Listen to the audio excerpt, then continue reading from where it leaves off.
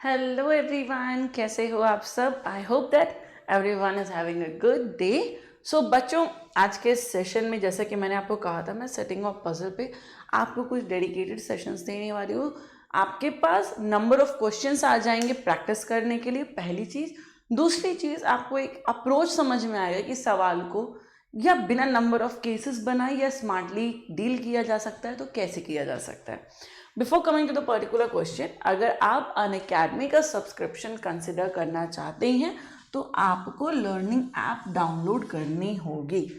और जैसे ही आप लर्निंग ऐप डाउनलोड कर लोगे, आपके पास फिर नंबर ऑफ ऑप्शंस आ जाते हैं। नंबर ऑफ ऑप्शंस के सब्सक्रिप्शन के फॉर्म में अपना सेगमेंट पिक कर लो, फिर आप उसमें से किसी भी पैकेज को कंसिडर कर सकते हो। आप 1 मंथ को कंसिडर कर सकते हो, 3 को कंसिडर कर सकते हो, 6 को, 12 को, 24 को। बट बिफोर मूविंग अहेड मैं आपको बताना चाहती हूँ, आपके ये जितने भी प्राइस हैं ये चेंज हुए हैं, सारे नहीं, स्पेसिफिकली दिस 24 मंथ। पहले ये आपका कॉस्ट होता था इनिशियल वे में पर मंथ 400 निकल के आता था।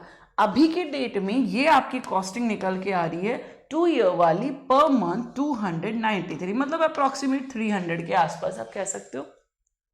ओके, जिसके चलते आपका 2 ईयर वाला पैकेज अब 7000 समथिंग में ट्रांसफॉर्म हो गया है। आपका 1 ईयर वाला पैकेज 6000, और अगर आप कोड लगा दोगे so it will be transform to 5400। मतलब वो आपका जो 12 मंथ वाला पैकेज है, इसकी कॉस्टिंग पर मंथ आज की डेट में बन रही है 450 रुपीज, और आपका जो 24 मंथ वाला पैकेज है इसकी कॉस्टिंग पर मंथ आ रही है 293 रुपीज।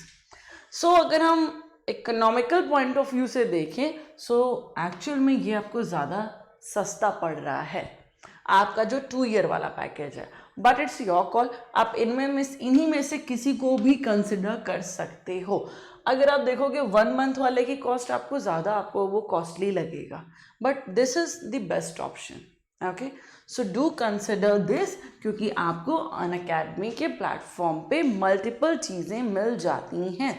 ओके, सो कंसिडर करिएगा। एंड बिफोर गोइंग अहेड, मेरा SBI का बैच अभी चल रहा है प्लस प्लेटफॉर्म पे, आपके सब्सक्रिप्शन अनअकैडमी के प्लेटफॉर्म पे, जहाँ पे हम बैचेस कंसिडर करते हैं।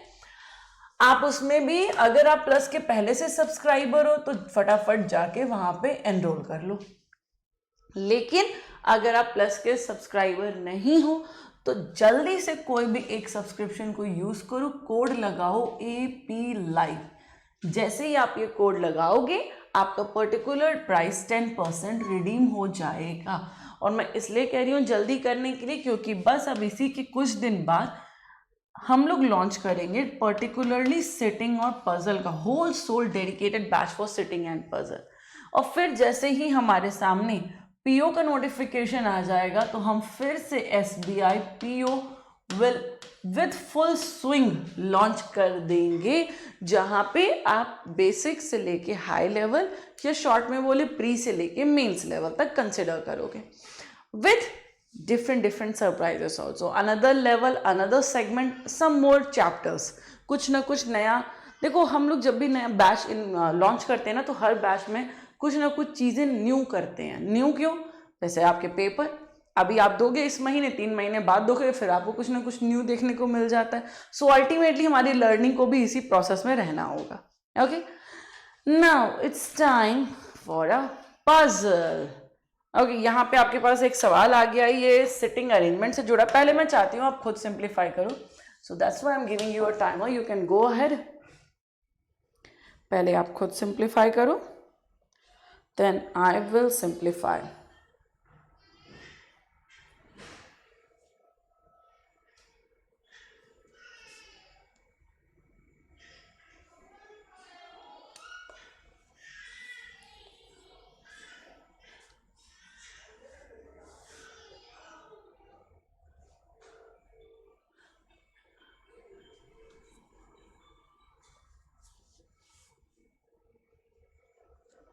यहाँ पे एक आपके पास एडवांटेज है कि सारे के सारे 8 लोग सेंटर फेसिंग हैं, उनसे जुड़ा जुड़ा एक सब्जेक्ट है।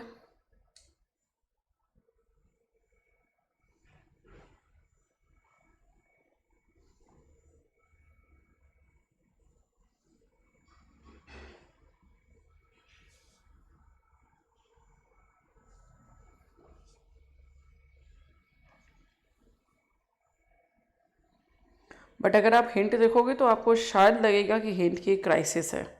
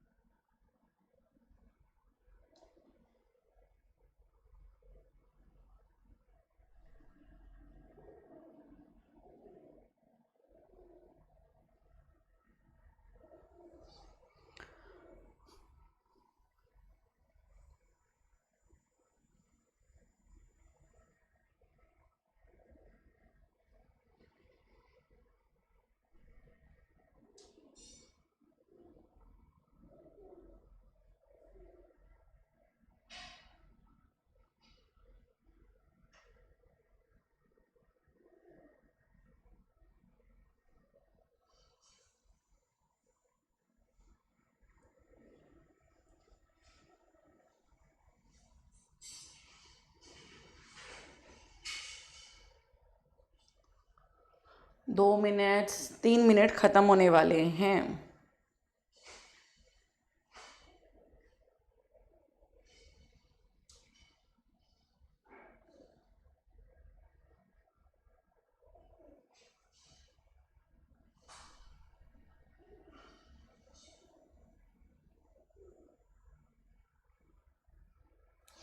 Okay, 3 minutes are done.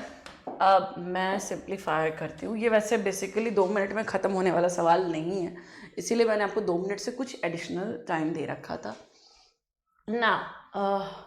अगर आपने 3 मिनट में भी इसे ख़त्म कर लिया हो ना, it's really you are having a fabulous speed. क्योंकि यहाँ पे ना इंस्ट्रक्शन, मैं ये नहीं बोलूँगी कि इस सवाल का लेवल ऑसम है, बहुत ही फैबुलस लेवल का, ऐसा कुछ नहीं है, मॉडरेट लेवल का सवाल है। बट इनके साथ सबसे बड़ी प्रॉब्लम ये हो रही है, मॉडरेट लेवल का सवाल तो है लेकिन इंस्ट्रक्शंस इतने ज़्यादा हैं कि अब अगर वो वेल सीक्वेंस्ड हैं, मतलब एकदम एक ट्रैक पे दिए हुए कि पढ़ो और लिखो, पढ़ो और लिखो, देन इट्स गुड इनफ। अगर इस ट्रैक पे नहीं मौजूद है तो हमें एक्स्ट्रा राइटिंग वर्क या केसेस की तरफ लीड करा सकता है, जो कि हमारा समय खराब करने के लिए भी रिस्पॉन्सिबल हो जाता है। So there are total number of 8 members and all of them are facing towards the center. So basically this is an advantage. ये एक तरीके का हमारे पास advantage है। Now let's come to the first point. The person who likes chemistry sits third to the right of B. B के third right में chemistry है। हम अगर चाहें तो हम यहीं से इनिशिएट कर सकते हैं, बी के थर्ड राइट में आप केमिस्ट्री को सेटल कर दो, है ना। अच्छा, लेकिन एक minute, the person who likes chemistry sits third to the right of B. B does not likes geography, B को ज्योग्राफी पसंद नहीं है। C sits to the immediate right of the one who likes bio. Guys, अगर हम यहाँ पे पहले instruction को ध्यान से देखें तो मतलब एक आप क्या कॉन्फिडेंट फील कर रहे हो, आप खुद एक बार एनालाइज कर लो, क्या आप कॉन्फिडेंट फील कर रहे हो कि हमें फर्स्ट इंस्ट्रक्शन से शुरू कर देना चाहिए सिंप्लीफाई करना? I don't feel like that. मतलब ये एक गुड डिसीजन भी हो सकता है, एक बैड डिसीजन भी हो सकता है, क्योंकि मुझे फर्दर कनेक्टिविटी नहीं नजर आ रही है। This is the basic reason. अब या तो ये केस की तरफ बढ़ावा देगा, आंसर तो निकल आएगा बट शायद सिंगल में नहीं, डबल केस में आंसर निकालेगा। So that's my right now I am not considering it. अभी मैं उसे किनारे छोड़ के आगे बढ़ती हूँ।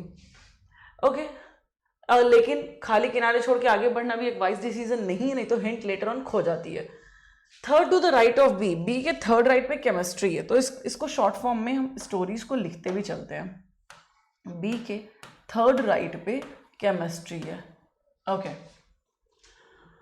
B does not likes geography, B का फेवरेट सब्जेक्ट ज्योग्राफी नहीं है। C sits to the immediate right of the one who likes biology, bio के इमीडिएट राइट में आपको सी को सेटल आउट करना है। A does not likes bio, A के साथ हम बायो का सेटलमेंट नहीं कर सकते हैं। एज आई सेड, मुझे कनेक्टिविटी नहीं नजर आ रही थी, इसीलिए मैंने इनिशिएट नहीं किया। F is not an immediate neighbour of A. Next point, F जो है वो ए का पड़ोसी नहीं है। Fine. G is not an immediate neighbour of the person who likes English. G पड़ोसी नहीं है इंग्लिश का। मुझे बी और केमिस्ट्री से जुड़ा कुछ ऐसा एज सच नजर नहीं आ रहा है। आगे बढ़ते हैं। Okay, immediate neighbour A sits third to the right of the person who likes Hindi. Hindi के थर्ड राइट पे ए है।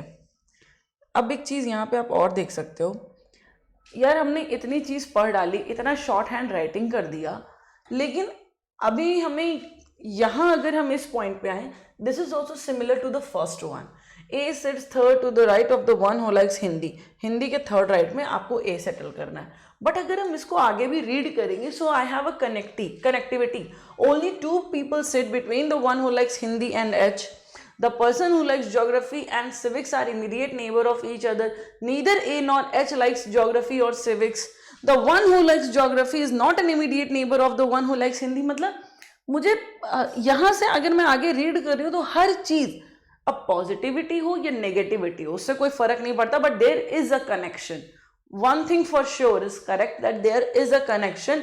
अब कनेक्शन पॉजिटिव हो या नेगेटिव हो, हमारे लिए हर ग्राउंड से हेल्पफुल ही होता है. सो आई एम फाइंडिंग कि मुझे इस पॉइंट से कंसिडर कर देना चाहिए. अब मैं इसको शॉर्ट हैंड राइटिंग में नहीं लिखूंगी. A sits third to the right of the person who likes Hindi. Hindi के थर्ड राइट पे ए है. Let's consider now Hindi first second third right पे ए को सेटल कर दिया. आगे only two people sit between the person who likes Hindi and H. Hindi और H के बीच में केवल दो ही लोग हैं. दो लोग एच इधर तो होंगे नहीं, ऑब्वियसली इधर आना है. Done. The person who likes geography and civics are immediate neighbor of each other. Neither A nor H likes geography or civics. Geography और civics पड़ोसी हैं. ना तो A को पसंद है ना तो H को पसंद है. ठीक है. The one who likes geography is not an immediate neighbor of the person who likes Hindi. Hindi के बगल में geography नहीं है. अच्छा एक मिनट. हिंदी के बगल में ज्योग्राफी नहीं, उस पर आने से पहले ज्योग्राफी और सिविक्स को बगल बगल दो इमीडिएट पोजीशंस चाहिए, लेकिन ना ए ना एच. तो मैं यार एक इमीडिएट पोजीशन ये रख सकती हूँ, एक इमीडिएट पोजीशन ये रख सकती हूँ. आई don't have any other case, which means ultimately हमने इतना दिमाग लगाया कि हमने स्टार्टिंग के इंस्ट्रक्शन को, हालांकि वो पॉजिटिव वे में चल रहा था, कनेक्टिविटी नहीं मिली इसलिए इग्नोर कर दिया कि शायद हमें केसेस बनाने पे मजबूर कर देगा, because I don't have a further connection. But now after reading all these points I feel like that ये तो सवाल की साइकोलॉजी ही है, उसका इंटेंशन ही यही है कि आप केसेस बनाओ ही बनाओ. वहां ना सही तो उसने हमें अगले पॉइंट पे केस बनाने पे मजबूर कर ही दिया है. Now you have to consider a case. अब इन्होंने क्या, पहले मैं केस पे आने से पहले जरा मैं हिंदी का प्लेसमेंट कर दूं. देन यहाँ पे ए का प्लेसमेंट था, देन यहाँ पे एच का प्लेसमेंट था. इतना काम सेटल था. मैटर अटका है हमारा किस पे, ज्योग्राफी और सिविक्स पे. ये दोनों पड़ोसी हो रहे हैं, लेकिन ए और एच के साथ नहीं आना है. अब या तो मैं ज्योग्राफी और सिविक्स इधर रख दूंगी या तो इधर रखूंगी. तो मुझे क्या कहा है, इस ज्योग्राफी वाला हिंदी का पड़ोसी नहीं, is not an immediate neighbour. अगर मैं इसके पॉइंट ऑफ व्यू से सोचूंगी और इधर के पॉइंट ऑफ व्यू से सोचूंगी तो मेरा, चलो एक एक केस कंसिडर कर लेते हैं. इधर से ज्योग्राफी डाल दिया, इधर से सिविक्स डाल दिया. इसके हिसाब से अगर हम देखें तो इधर से ज्योग्राफी डाल दिया, इधर से सिविक्स डाल दिया. ओके, मैंने दो केस कंसिडर कर लिए. आगे बढ़ते हैं. Let's move ahead. Okay. The one who likes geography is not an immediate neighbour of the one who likes Hindi. The person who likes English sits second to the left of E. अब ये अगली story निकल आई मेरे पास. ये एक different story निकल आ रही है. The person who likes English sit second to the left of E. E के सेकेंड लेफ्ट में आपको इंग्लिश को सेटल करना है. Fine, done. E is not an immediate neighbour of H. E जो है वो एच का पड़ोसी नहीं है. ठीक है, ई एच का पड़ोसी नहीं है. The person who likes English is an immediate neighbour of both the person who like mathematics and chemistry. अब जिसको फेवरेट सब्जेक्ट इंग्लिश है, the person who likes English is an immediate neighbour. अब mathematics और chemistry के बगल में मुझे माना आपने अगर इंग्लिश ये है तो इसका पड़ोसी एक तरफ से मैथमेटिक्स है तो दूसरी तरफ से केमिस्ट्री है. सो बेसिकली इतनी चीज़ें हमारे पास थी. But you need to remember this thing, मेरे पास स्टार्टिंग वाला और यहाँ एंड वाला, बीच के पॉइंट्स मेरे सेटल हो गए हैं. ये इतने पॉइंट्स मेरे अभी बचे हुए हैं, मुझे अभी इन्हें सेटल करना होगा. Okay, let's come to another segment. अब अगर मैं इनको कंपाइल करने के मैटर पे आऊं तो कहाँ से हम कंपाइल करना स्टार्ट कर सकते हैं? जो आपको सेट ऑफ इंफॉर्मेशन डिलीवर कर रहा है। ओके यार, सेट ऑफ इंफॉर्मेशन तो कुछ ना कुछ बी और केमिस्ट्री के ग्राउंड्स पे भी है, कुछ ना कुछ इधर भी है। सो अब बेसिकली आप कहीं से भी अज्यूम कर सकते हो। लेट्स सी, ये एच मेरा ऑलरेडी प्लेस्ड है और ये एच और ई पड़ोसी नहीं है, सो आई थिंक ये ज्यादा वर्दी हो जाएगा। दिस इज मोर वर्दी। एच और ई इमीडिएट नेबर नहीं है। पहला, ई के सेकेंड लेफ्ट में इंग्लिश है, यहां नहीं ई, यहां नहीं। ई को यहां रखा तो इंग्लिश पॉसिबल है, ई को यहां रखा तो इंग्लिश नॉट पॉसिबल, ई को यहां रखा तो इंग्लिश नॉट पॉसिबल, ई को रखा तो इंग्लिश नॉट पॉसिबल। ई यहां हो नहीं सकता है, एच के बगल में ई है नहीं। ओके फाइन, अगर मैं इस केस को देख रही हूं तो मेरे पास एक ही ऑप्शन निकल के आ रहा है, मैं यहीं पे ई को कंसिडर कर सकती हूँ and this will be English. I don't have any other option, मात्र एक यही विकल्प है। लेकिन बच्चों जैसे ही हमने इसे सेटल किया, नेक्स्ट लाइन, क्योंकि सेट ऑफ इंफॉर्मेशन थी इंग्लिश के, आप जहां भी इंग्लिश को लिखना चाहते हो, इंग्लिश के अगल बगल में आपको खाली जगह चाहिए, because you have two subject, that is maths and chemistry. अब मैंने इंग्लिश को यहां सेटल किया, मेरे पास मैथ्स और केमिस्ट्री के लिए जगह बची नहीं रही है। और इंग्लिश अगर आपको लग रहा है मैम और भी जगह एज्यूम कर सकते तो मैं आपको एक बार फिर से दिखा देती हूँ कि और कोई जगह पॉसिबल नहीं थी। एक तो ये है ना, आपका एच का पड़ोसी हो नहीं सकता है, तो यहां से खत्म, यहां से खत्म, ये खत्म हो गया। जस्ट अभी आपने देखा, मैंने ई को यहां रखा, इंग्लिश के लिए जगह नहीं है, ये खत्म हो गया। मैंने ई को यहां रखा, इंग्लिश के लिए जगह नहीं, ये खत्म हो गया। मैंने ई को यहां रखा, इंग्लिश के लिए ही जगह नहीं, तो ये भी खत्म हो गया। और ये मेरा सीट ऑलरेडी रिजर्व है, तो हम ई को कंसिडर कर ही नहीं सकते, which means this case is completely cancelled out, ruled out. ना जो पॉइंट हमने यहां कंसिडर किया, let's consider same thing here. हो सकता है कि ये अपने में सब ब्रांच एक डिलीवर कर दे, इसीलिए मैं अभी इसको रब नहीं कर रही हूँ। हो सकता है ये अपने में केस दे दे। ओके, एच के पड़ोसी नहीं है ई को ना मैं यहां लिख सकती हूँ, ना मैं ई को यहां लिख सकती हूँ। ई के सेकेंड लेफ्ट में इंग्लिश है, अगेन लेट्स कंसिडर। अगर मैंने ई को यहां प्लेस किया, सेकेंड लेफ्ट में इंग्लिश, वर्दी है, पॉसिबल है। ई को यहां कंसिडर किया, सेकेंड नहीं, ई को तो यहां सोचना ही नहीं है। क्यों नहीं सोचना है? मुझे सेकेंड लेफ्ट जाने का मैटर ही नहीं है। मेरा मैटर ये है कि ई जहां लिखोगे वहां बगल में आपको इंग्लिश के अगल बगल में दो जगह चाहिए, ई के नहीं। तो एक बार सोच लेते हैं, ई यहां लिखा तो सेकेंड लेफ्ट में इंग्लिश, इंग्लिश के अगल बगल में मैथ्स और केमिस्ट्री। ओके आगे, ई को यहां रखा, सेकेंड लेफ्ट में इंग्लिश, नॉट पॉसिबल। ई को यहां रखा, सेकेंड लेफ्ट में इंग्लिश, नॉट पॉसिबल। ई को हम यहां एज्यूम ही नहीं कर सकते हैं, विच मीन्स मेरे पास ई को कंसिडर करने के लिए दो पॉइंट्स निकल के आ गए। दो पॉइंट निकल के आए, एक मैं ई को यहां प्लेस कर सकती हूं, अगर मैंने ई को यहां रखा तो सेकेंड लेफ्ट इंग्लिश यहां आ जाएगा, इंग्लिश के अगल बगल में जगह है मैथ्स और केमिस्ट्री प्लेस करने के लिए, ठीक है। अगर मैंने ई को यहां रखा, लेट्स सपोज, तो ई के सेकेंड लेफ्ट में इंग्लिश यहां आ जाएगा, इंग्लिश के अगल बगल में मैथ्स और केमिस्ट्री को प्लेस आउट करने की जगह बच रही है। एज आई सेड, जैसा कि मैंने आपको बोला था, हो सकता है ये अपने आप में दो विंग्स और निकाल दें, तो इन्होंने एक्चुअल में निकाल भी दिया। अच्छा चलो, अब उस पॉइंट पे आने के बाद एक काम करते हैं, उसको सेटल करने से पहले कुछ और चीजों को देखते हैं, क्योंकि ये पॉइंट यहाँ पे भी केस डिलीवर कर रहा है। So it will be a wiser option, because I don't consider going with 3 cases, वो वैलिड पॉइंट नहीं है, तो कुछ और चीज कंसिडर कर सकते हैं। बी के थर्ड राइट में केमिस्ट्री है। ओके, बी के थर्ड राइट में केमिस्ट्री, अगर मैंने केमिस्ट्री को यहाँ कंसिडर किया तो बी यहाँ आ जाएगा, बी के थर्ड राइट में केमिस्ट्री पॉसिबल है। अगर मैंने केमिस्ट्री को यहाँ कंसिडर किया तो बी के थर्ड राइट में केमिस्ट्री नॉट पॉसिबल। अगर मैंने केमिस्ट्री को यहाँ कंसिडर किया तो बी के थर्ड राइट में केमिस्ट्री पॉसिबल है, ये भी हो सकता है। अच्छा, बी के साथ ज्योग्राफी नहीं करना है, बायो के जस्ट राइट में सी को लिखना है। Okay, let's consider about them also. Bio के इमीडिएट में सी है, सब्जेक्ट, मैं बायो सी इस टाइप से भी कंसिडर कर सकती हूँ, मैं इस type, which means I am getting multiple cases. Now अब आपको थोड़ा वाइजली सोचना पड़ेगा, क्योंकि ये आपको नंबर ऑफ केसेस की तरफ ले जा रहा है।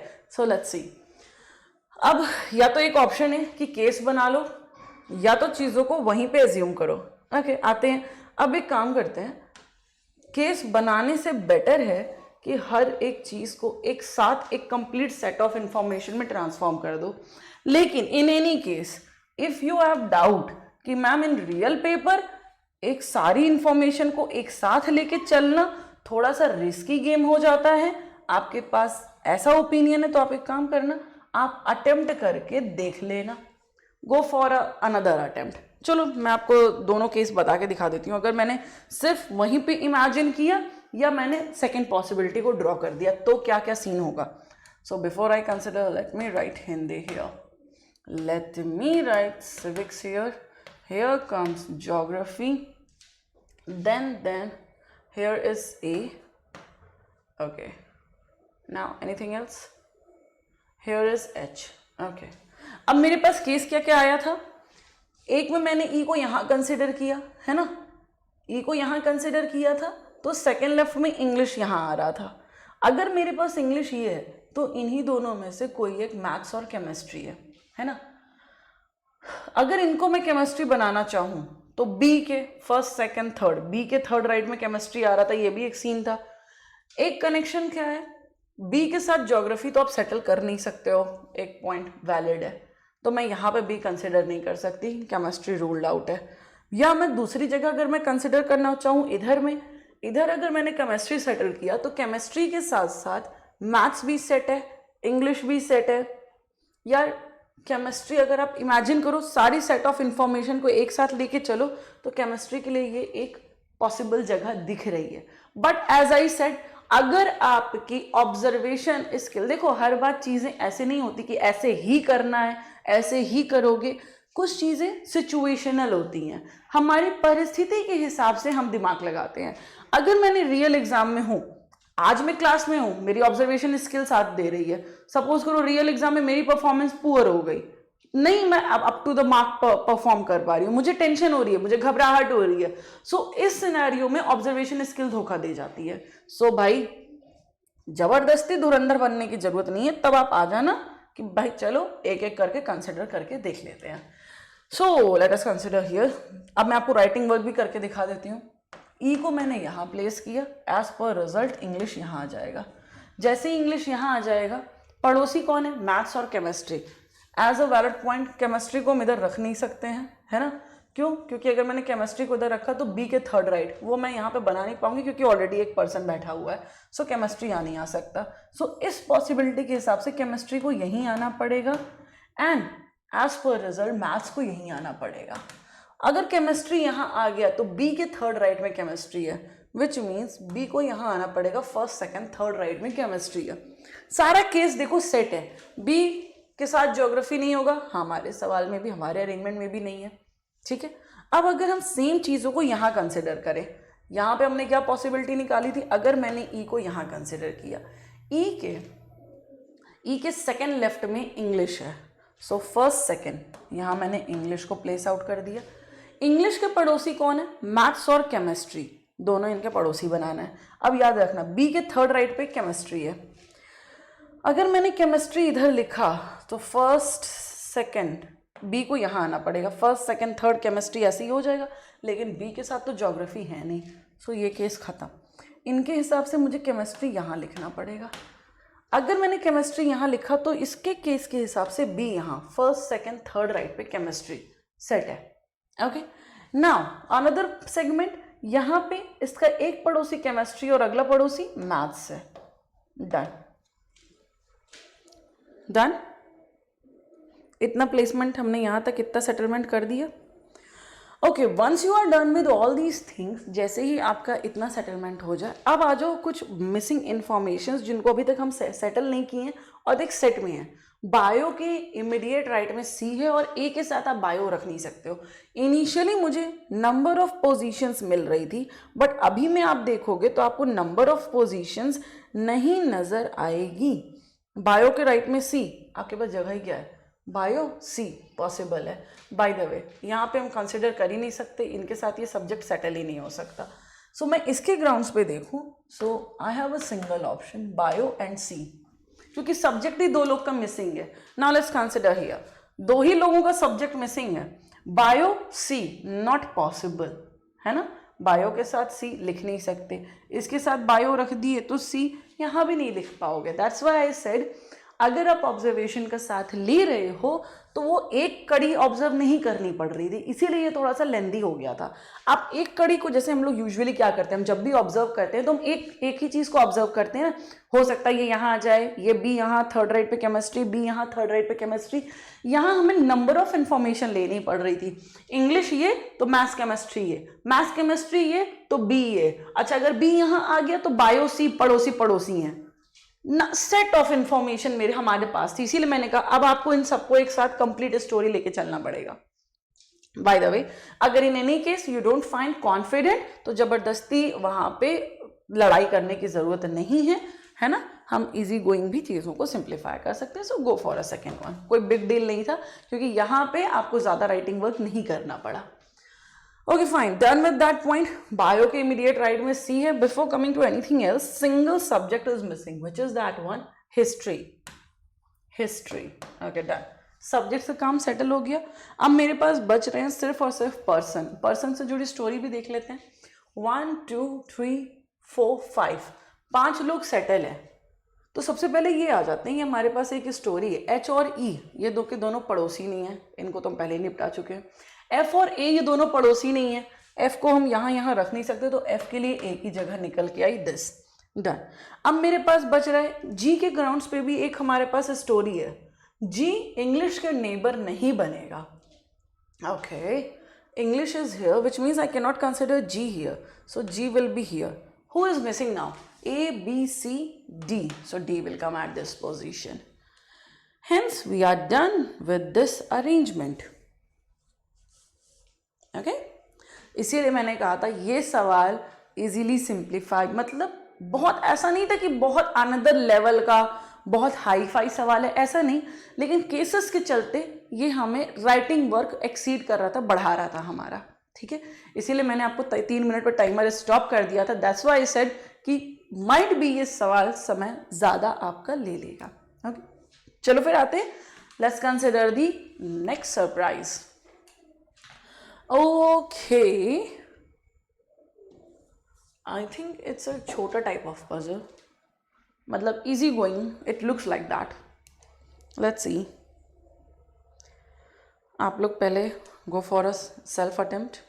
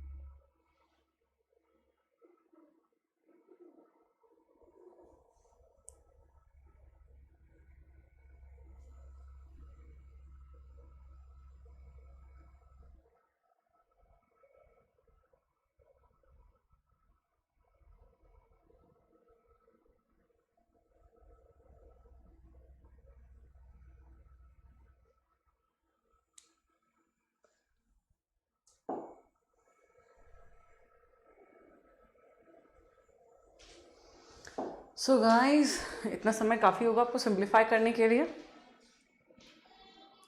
चलिए let's see the solution. I don't think that ये बहुत ही अलग लेवल का सवाल है, ऐसा लग तो नहीं रहा है। निकल आए सरप्राइज तो that's a different thing. Let's see.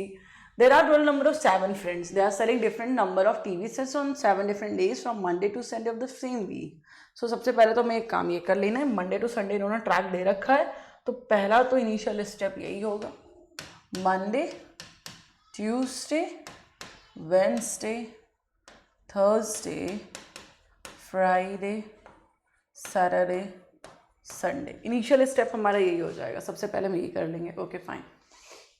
Now but not necessarily in the same order, different amounts is also given. The one who has 15, okay, so here comes the instruction. The one who has 15 number of TV sets sell on Saturday. Okay, I am getting a clear cut data. Saturday के साथ 15th का placement है, done. Next point, S has 4 number of TV sets and sell on Wednesday. S के साथ 4 है और आप person यहाँ पे एस आ जाएगा। सेट ऑफ इंफॉर्मेशन प्लेस कर दिया। N sells TV immediately before की क्यू के जस्ट पहले में एन है। ओके, मुझे नहीं पता अभी मैं इन्हें कहाँ सेटल करूँ, क्योंकि बैक टू बैक में मेरे पास ये भी जगह, ये भी जगह, ये भी जगह इवन। सो मोरोवर ये भी जगह। Let's leave this point right now. आगे बढ़ते हैं। Okay, N sells TV immediately before Q and does not sell TV on any of the days after S. N कहीं भी एस के बाद में नहीं है। Just after reading the next line, N कहीं पर भी एस के बाद नहीं है। I have a single option. Here there is N and here comes Q. Let's move ahead. The one who has 9 number of TV sets does not sell TV on any of the days on or before Friday. 9 on or before Friday. So which is the option I'm left out? I'm left out with a single option. एक ही option बच रहा है। Let's consider next one. The one who has 18 number of TV set sell TV immediately after O. O के just बाद 18 है। If I am writing O here, I have place for 18। If I am writing O here, I don't have place for 18। So सब घूम फिर के मेरे पास एक ही option है, ओ को यहाँ लिख दिया जाए, 18 को यहाँ पे I don't think that there is any sort of a level. पढ़ रहे हो, प्लेस कर रहे हो, पढ़ रहे हो, प्लेस कर रहे हो, no big deal. That means it is completely a easy going arrangement, बहुत इजीली सिंप्लीफाई होने वाला है। Okay okay, the one who has 18 number sell TV immediately after O, fine. Q does not have 27 number of TV sets. Q के साथ आप 27 का settlement नहीं कर सकते हो। Okay, so basically I cannot write 27 here. The one who has 6 number of TV sets does not sell TV immediately after or before S. After or before S हम 6 को नहीं रख सकते हैं। I am left with a single option. मैं 6 को यहाँ place कर दूंगी, nothing else.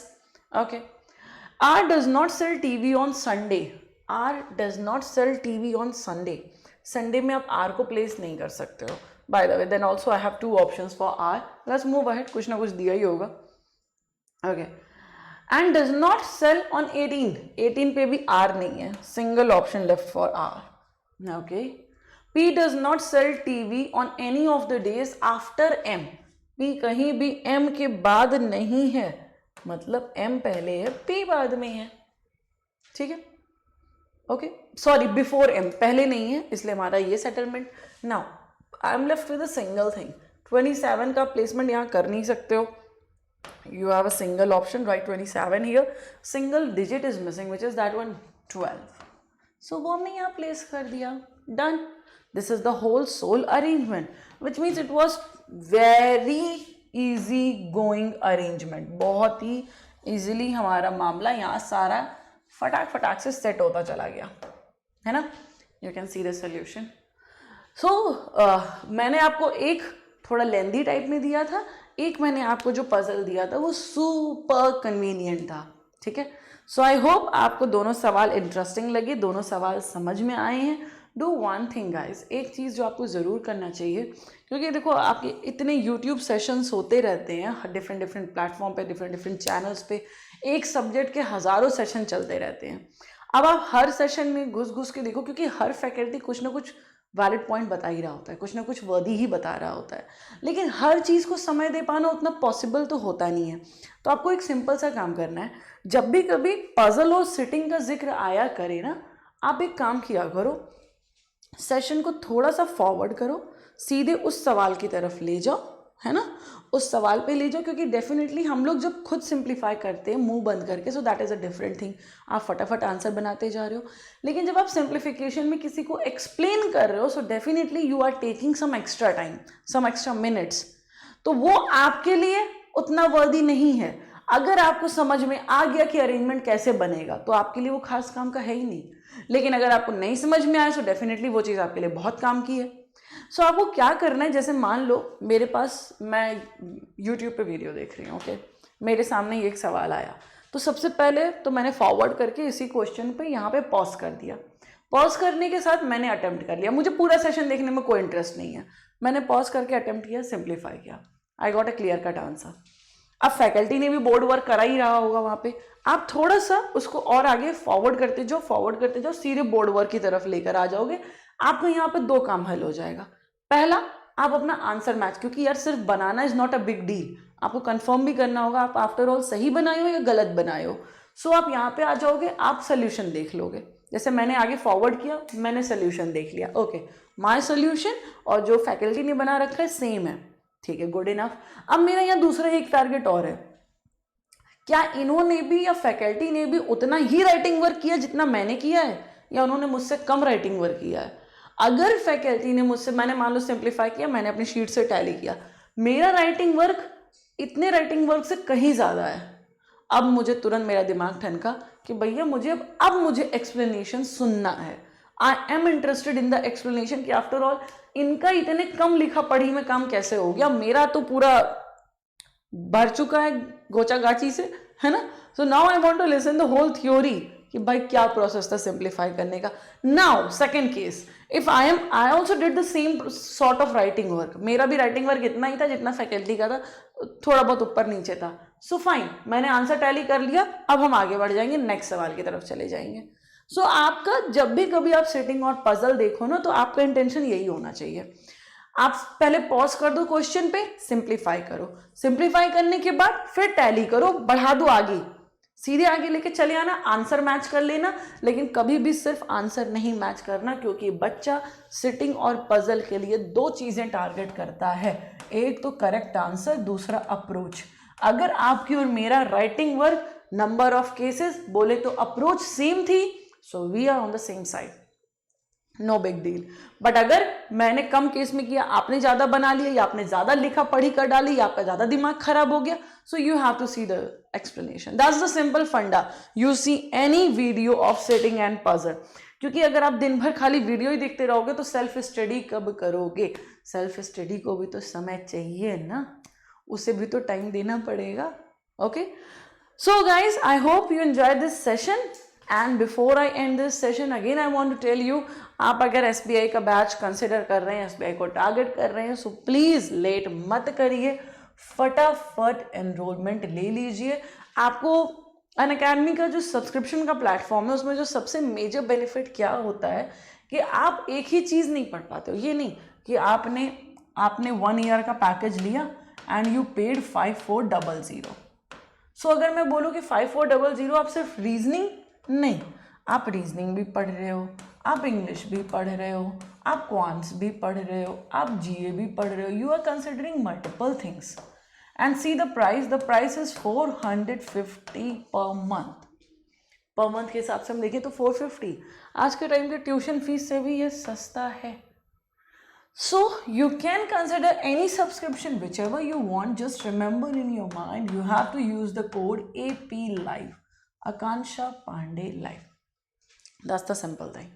Okay, and do remember guys, 12 आपके 2 ईयर का पैकेज का प्राइस भी रिड्यूस हो चुका है। जैसे 1 ईयर का 450 आपका आ रहा है पर मंथ, 2 ईयर का प्राइस 293 पर मंथ निकल के आ रहा है। So it is actually more economical, but choice is yours. आप चाहो तो 1 ईयर का ले सकते हो, चाहो तो 2 ईयर का कंसिडर कर सकते हो, कंप्लीटली इट्स योर चॉइस।